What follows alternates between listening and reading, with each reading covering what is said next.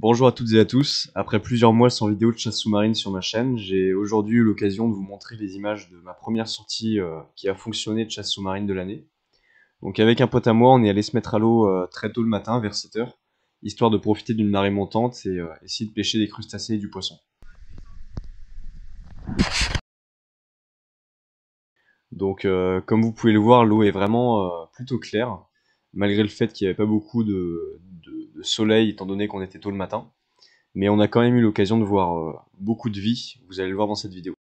Vous voyez ici, je viens de me mettre à l'eau, il y a vraiment très peu de luminosité, c'était pas évident au début, après ça s'est amélioré, mais là c'est quasiment nuit quoi. Je vous ai mis cette séquence parce que je trouvais ça intéressant de vous le montrer. En fait, en me baladant au fond de l'eau, j'ai trouvé un drôle d'objet, vous allez peut-être le reconnaître pour les pêcheurs les plus aguerris d'entre vous. En fait, c'est la coquille d'un homard. Donc là, c'est probablement un homard camuet. Donc je sais pas vraiment ce qu'elle fait au fond de l'eau, il n'y avait pas de trou à homard à proximité. Donc c'est un bon indice, il y a peut-être des homards dans le coin. Juste après avoir trouvé la coquille du homard, je me suis baladé un petit peu entre les roches pour essayer de voir si justement je pouvais pas trouver un trou à homard, mais malheureusement j'ai rien trouvé dans un premier temps. J'ai juste vu des petites vieilles qui se baladaient, mais je les ai pas tirées.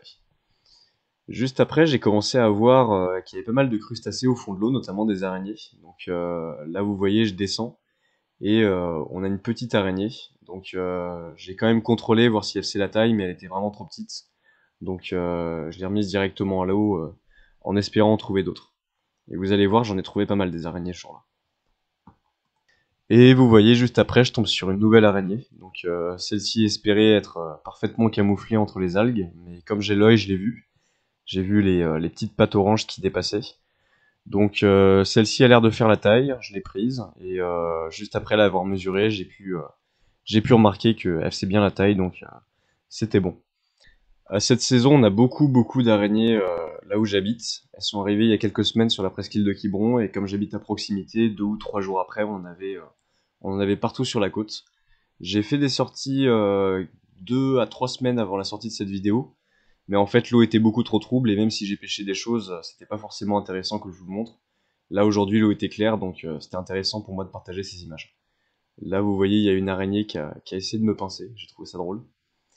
Mais donc voilà, c'est un grand plaisir pour moi de vous montrer ces images. J'espère que ça vous plaît. N'hésitez pas à vous abonner, à partager, à liker, à commenter cette vidéo. Je réponds à tout le monde, donc n'hésitez pas. Ici, je vous ai mis l'image de la dernière araignée que j'ai pêchée. C'était aussi la plus petite, ou la deuxième plus petite. Je dis peut-être une bêtise. En tout, j'en aurais eu 5. J'ai presque mon quota. Le quota est de 6. On n'a pas le droit d'en pêcher plus. Donc j'étais vraiment content de ma pêche ce jour-là.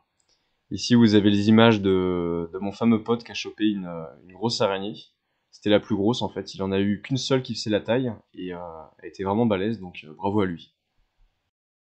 Ici, je vous ai mis les images, c'est un petit peu le clou du spectacle d'une sèche que j'ai fléchée au tout début de ma session.